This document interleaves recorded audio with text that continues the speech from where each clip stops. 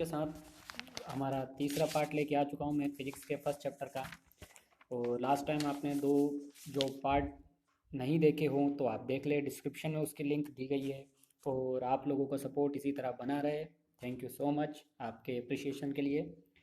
तो अब हमारा जो तीसरा पार्ट है वो स्टार्ट होता है। अब इस तीसरे पार्ट में हम सबसे पहले बात करेंगे, हमारा जो तीसरा पार्ट स्टार्ट होता है वो सबसे पहले स्टार्ट होता है इलेक्ट्रिक फील्ड पर। इलेक्ट्रिक फील्ड, पहले ये समझ लेते हैं कि इलेक्ट्रिक फील्ड होती क्या है। तो अगर हम बात करें जैसे मैग्नेट के बारे में, हमने जैसे 10th क्लास में पढ़ा था कि मैग्नेट होती क्या है। तो मैग्नेट में क्या होता है कि वो जो उसकी आप कह सकते हो स्ट्रेंथ, आप कह सकते हो कि वो एरिया जहाँ तक वो अट्रैक्ट कर सके, इसी तरह से हर एक चार्ज का भी अपना एक फील्ड होता है। यहाँ पर हम बात करेंगे एक टेस्ट चार्ज की। हमारा जो एक टर्म आएगा वो होगा टेस्ट चार्ज, सोर्स चार्ज। ये क्या है मैं बता दूं। सोर्स चार्ज, जो चार्ज एक स्टेबल है, एक स्टेशनरी पोजीशन पे है, ठीक है, हमने उसको एक जगह फिक्स कर दिया। सपोज ये हमारा एक चार्ज हो गया, ये हमने एक जगह फिक्स कर दिया। This is our source charge. अब मैं इस चार्ज के पास में एक छोटा सा कोई चार्ज, मान लो कि इसके पास चार्ज क्यू है, और एक क्यू चार्ज में इसके करीब लेके आता हूँ। जैसे जैसे मैं इसके ऊपर लेके आता हूँ तो इस पर फोर्स एग्जर्ट करेगा। ये जो हमारा सोर्स चार्ज है ये फोर्स क्रिएट करेगा किसके ऊपर? टेस्ट चार्ज के ऊपर। अब वो फोर्स कैसा होगा ये डिपेंड करेगा कि हमारे दोनों चार्ज किस तरह के हैं। सपोज मान लो कि हमारा जो सोर्स चार्ज है वो पॉजिटिव है और हमारा जो टेस्ट चार्ज है वो नेगेटिव है, तो वो अट्रैक्शन आपका फोर्स क्रिएट करेगा, अट्रैक्टिव फोर्स क्रिएट करेगा। अगर यहाँ पर टेस्ट चार्ज भी पॉजिटिव होता है तो हमारा जो सोर्स चार्ज है, हमारा जो सोर्स चार्ज है वो रिपल्सिव फोर्स क्रिएट करेगा। लेकिन कितना दायरा होगा इस सोर्स चार्जेस का कि वहां पर इस पर फोर्स फील करे। ये जो टेस्ट चार्ज है ये फोर्स फील करे, ये कितना एरिया होगा, उस एरिया को ही मैग्नेटिक फील्ड बोला जाता है। वो स्पेस जिसमें हमारा सोर्स चार्ज फोर्स एग्जर्ट करे उसको आपका इलेक्ट्रिक फील्ड बोला जाता है। उस एरिया में जो फोर्स क्रिएट करे उस एरिया को इलेक्ट्रिक फील्ड बोला जाता है। और अब उस फोर्स को अगर हम जिस लाइन से रिप्रेजेंट करते हैं तो उसको बोला जाता है इलेक्ट्रिक फील्ड लाइंस बोला जाता है। क्या बोला जाता है? Electric field lines. चलिए तो टॉपिक को स्टार्ट करते हैं, इलेक्ट्रिक फील्ड। पहले डेफिनेशन देखते हैं कि इलेक्ट्रिक फील्ड होता क्या है। The electric field is defined as the electric force on the test charge per unit charge. मतलब मैंने आपको बताया कि हमारा एक सोर्स चार्ज होगा, हमारा एक सोर्स चार्ज होगा। Suppose Q is our source charge और इसके पास में एक टेस्ट चार्ज लेके आता हूं, तो इसके ऊपर जो फोर्स पर यूनिट चार्ज होगा वही हमारा इलेक्ट्रिक फील्ड होगा। मतलब इलेक्ट्रिक फील्ड हमारी क्या हो गई? Electric field equals to force per unit charge. Per unit charge कितने टेस्ट चार्ज की बात कर रहा हूं मैं? Force per unit charge. This is our electric field. अब इसी को वेक्टर फॉर्म में अगर हम देखें, नीचे लिखा है the electric field vector E, इसके ऊपर वेक्टर लगा हुआ है, ध्यान देना ये वेक्टर फॉर्म की बात कर रहा है। E at a point in space is defined as the electric force, electrostatic force. ये एफ ई का मतलब होता है electrostatic force acting on a positive test charge. यहाँ पर पॉजिटिव चार्ज लिया गया है q naught, placed at that point divided by the test charge. That means कुल मिला के बात हो गया कि टेस्ट चार्ज पर कितना फोर्स एक्सपीरियंस्ड होगा वही हमारा इलेक्ट्रिक फील्ड होगी। तो क्या कहेंगे? Force per unit charge. Now mathematically अगर अपन इस चीज को कैसे एक्सप्रेस करते हैं तो ये दिया है E equals to F upon q. अब एफ अपॉन क्यू आपका दिया है तो अब फोर्स का आपको फॉर्मूला पता होगा क्या होता है? के क्यू हमारा सोर्स चार्ज, क्यू नॉट हमारा test charge upon r square. ये तो हमारा फोर्स हो गया, डिवाइडेड बाय किससे डिवाइड करना है? क्यू नॉट से। अब क्यू नॉट से क्यू नॉट कैंसिल आउट हो गया, इसका मतलब रिमेनिंग क्या रहेगा हमारा? K capital Q over r square, ये हमारा बचता है। तो ये कैलकुलेशन इस तरह से आई। यहाँ पर ऊपर हमने फोर्स का फॉर्मूला रखा, Q नॉट से Q नॉट कट गया क्योंकि दो चार्ज है, एक है हमारा सोर्स चार्ज, एक हमारा टेस्ट चार्ज, दोनों के बीच में जो फोर्स लगा, ठीक है, वो फोर्स हमने यहाँ पे रखा। तो Q नॉट से Q नॉट कैंसिल आउट हो गया, तो हमारा फाइनली बचा KQ ओवर आर स्क्वायर। ये था हमारा मैग्नीट्यूड ऑफ इलेक्ट्रिक फील्ड। ऐसा यूनिट क्या होगी फिर?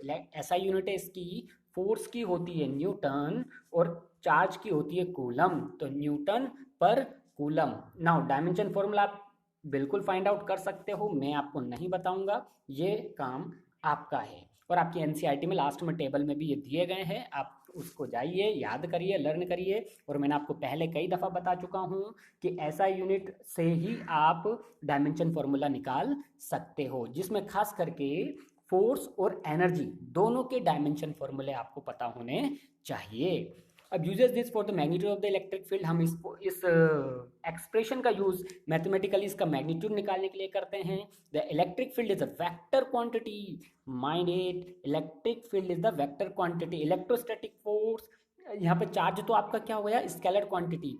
फोर्स हमेशा वेक्टर क्वांटिटी होता है, चाहे वो इलेक्ट्रोस्टैटिक हो, ग्रेविटेशनल हो, या जो भी हो।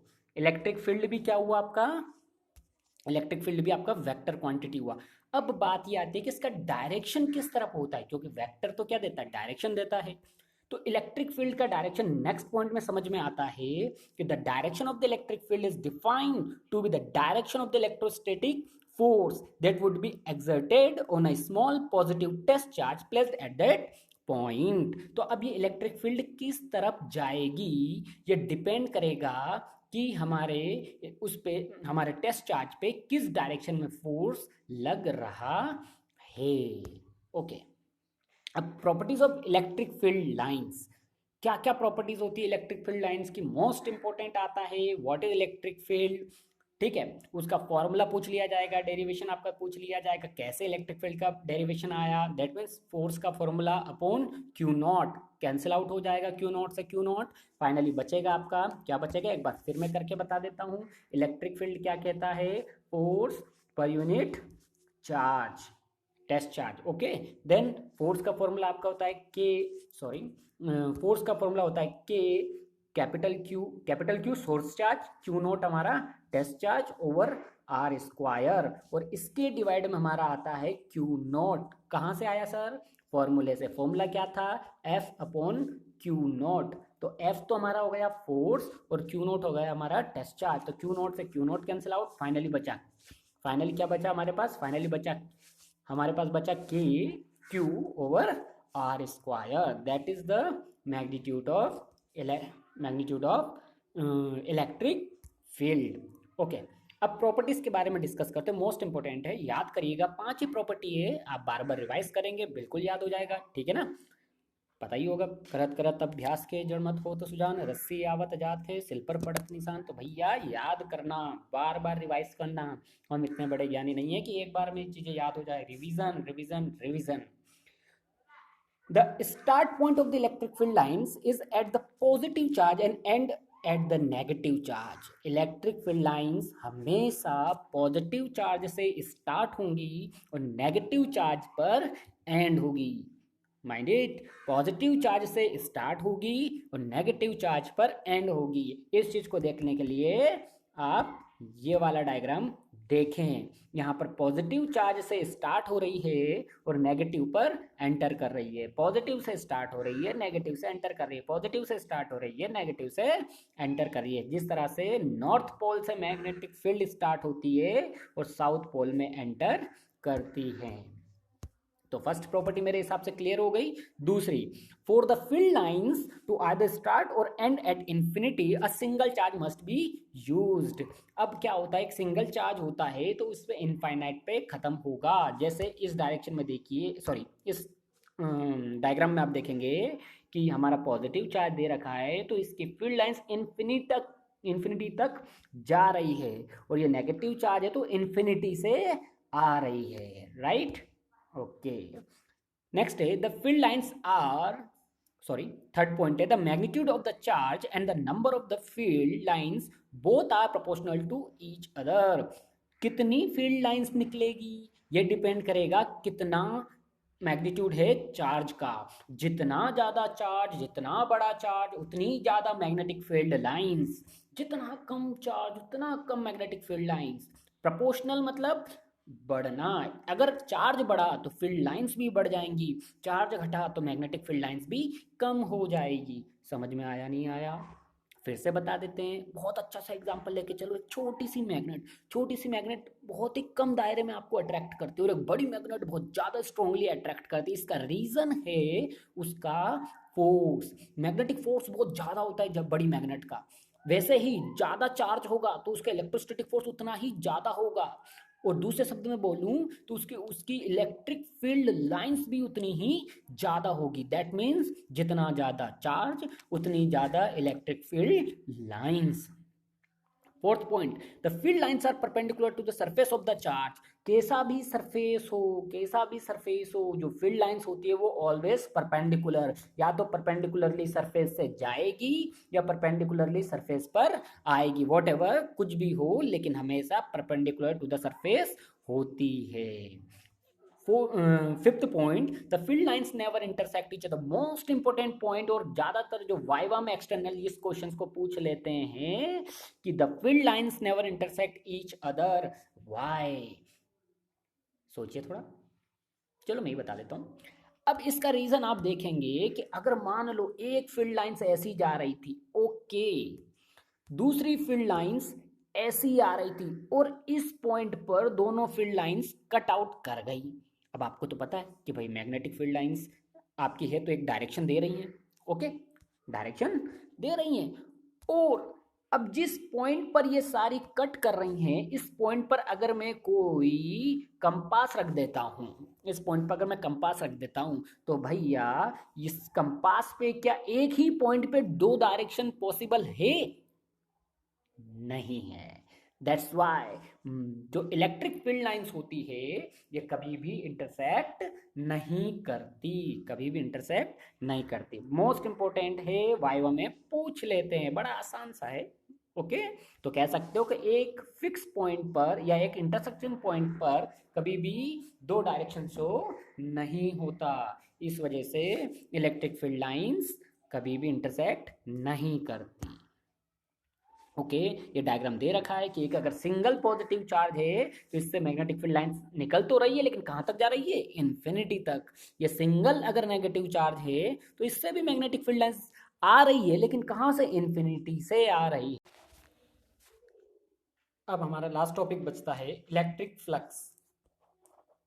इलेक्ट्रिक फ्लक्स हमारा जो लास्ट टॉपिक है, इसको समझने के लिए पहले हमको समझना पड़ेगा कि ये इलेक्ट्रिक फ्लक्स किस बला का नाम है, किस प्रॉब्लम का नाम है। तो समझने के लिए पहले आप ऐसे देखो कि एक पाइप है, पाइप में से पानी फ्लो हो रहा है।